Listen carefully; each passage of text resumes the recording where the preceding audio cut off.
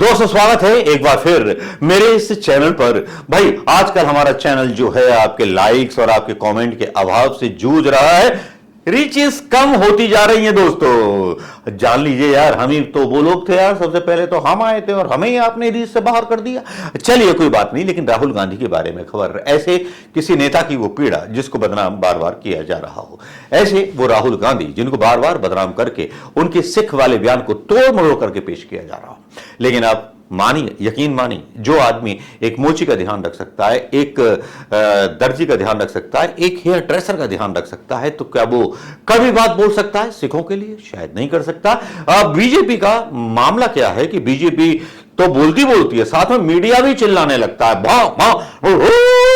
बस मोदी जी बोले बस कुत्तों का भागना जारी है। लेकिन राहुल गांधी का सफर जारी है। कहावत है, हाथी चले अपनी चाल और कुत्ता भौंके 100,000। राहुल गांधी के बारे में सुप्रिया श्रीनेत कहती हैं कि बीजेपी अमेरिका में कही गई मेरी टिप्पणी को लेकर के झूठ फैला रही है। मैं देश विदेश में हर सिख भाई बहन से पूछना चाहता हूं, मैंने जो कहा था वो गलत था टर्बन के बारे में। उनका ये बयान राहुल गांधी का वो वाकई में महत्वपूर्ण है, जिसे हमको सुनना चाहिए, सीरियसली सुनना चाहिए यार। मोदी जी के बयानों को सुन के आप हंस सकते हैं। एक मस्खरा हमारे देश में पैदा हुआ है, वो अपने रूप रंग, गोरे गोरे गाल, गोरी गोरी बहियां, सेल्फी डालते रहते हैं। उनको कोई फर्क नहीं पड़ता है, देश से कुछ लेना देना है नहीं उनको, ना नीतियों से लेना देना है, उन्हें लेना देना है अंबानी अदानी से। इनके बारे में खबर डालते रहेंगे। लेकिन राहुल गांधी थोड़े व्यथित हो गए, और व्यथित होने के बाद जब ये उनका बयान आ गया तो मैं सोचने लगा, सोच में पड़ गया। सुनिए राहुल गांधी जी क्या कह रहे हैं। First of all, you have to understand what the fight is about. Fight is not about politics. That is superficial. What is your name? Brother, here, with the turban. What is your name? Balinder Singh. The fight is about whether he, as a Sikh, is going to be allowed to wear his turban in India. Or he, as a Sikh, is going to be allowed to wear a kada in India. Or he as a Sikh is going to be able to go to a Gurdwara. That's what the fight is about. And not just for him, for all religions. And what the RSS is basically saying is that certain states are inferior to other states. Certain languages are inferior to other languages. Certain religions are inferior to other religions. Certain communities are inferior to other communities. This is what the fight is about.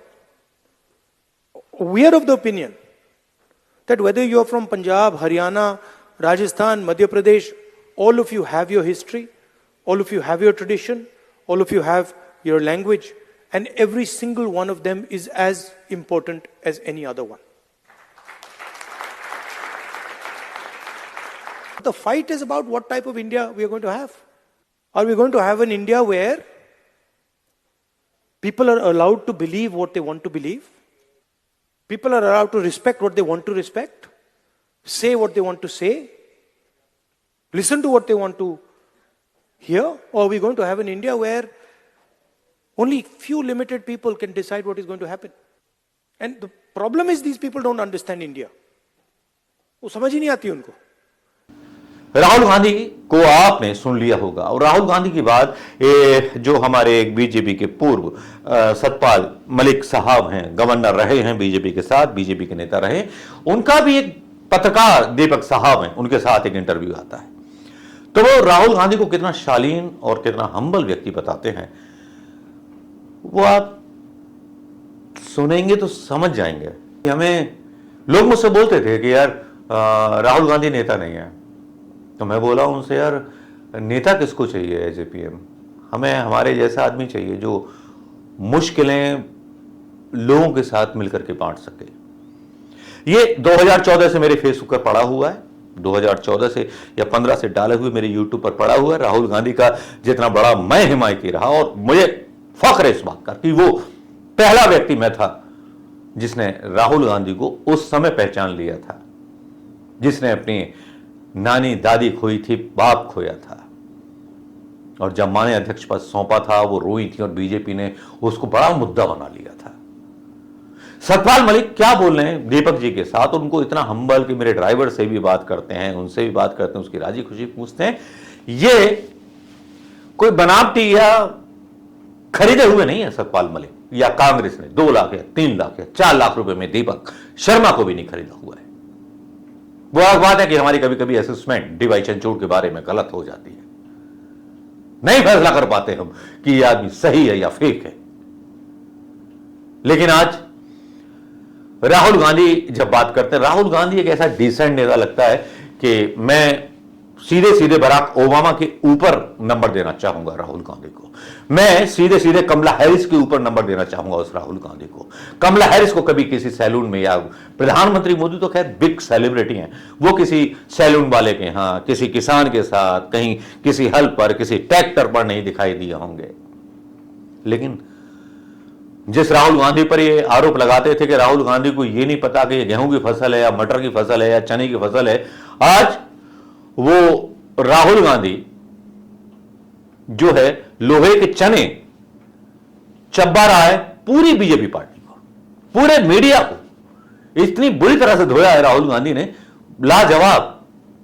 इतना सारा प्रचार EVM under में, मतलब न्यायपालिका under में, भाई chief justice किया जा रहे हैं, जो कभी नहीं हुआ वो पहली बार हुआ, चीफ जस्टिस भी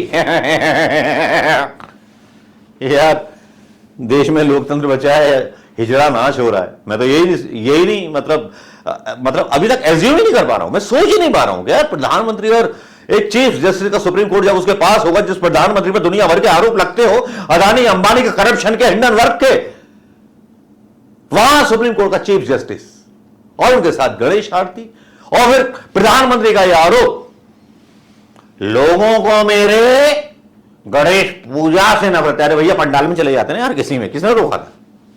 पंडाल में जाते, बॉम्बे के पंडाल में जाते, या अपने घर में पंडाल लगाया होता गणेश जी का, पूजा कराई होती गणेश जी की, इतने बड़े गणेश जी, गणेश भगत हो तो बीजेपी के लोगों को बुलाया होता हमने यहां, सारे एमपी सांसदों को बुलाया होता हमने यहां। लेकिन मोदी को क्या है ना, नाटक करने में और एक्टिंग करने में और लोगों को डराने में मजा आता है। और देखिए मिलने के बाद न्यायपालिका के कॉलेजियम में बदलाव हो गया। और उधर दूसरी तरफ राहुल गांधी को देखिए, जितने भी हरियाणा स्टेट में टिकट बटे हैं, कुछ ही बटे हैं, जितने भी क्षेत्रीय नेताओं कांग्रेस के बांटे हैं, सबको आजादी दे दी कि भाई बांटिए। ये पहली बार हो रहा है कांग्रेस में, वरना कांग्रेस परिवार में जो हाई कमान था, जो अध्यक्ष होती थी, गांधी परिवार, वो तय करता था सारी टिकटें। लेकिन यहां राहुल गांधी तो राहुल गांधी हैं, वो किसी की थोड़ी मानने वाली है, वो आंतरिक लोकतंत्र कांग्रेस में लाने को तैयार है। शायद ऐसा गांधी या तो वो हुआ था, या ये गांधी उस गांधी को भी पीछे छोड़ देगा। नमस्कार, आपकी क्या राय है दोस्तों, बताइएगा जरूर। जय हिंद।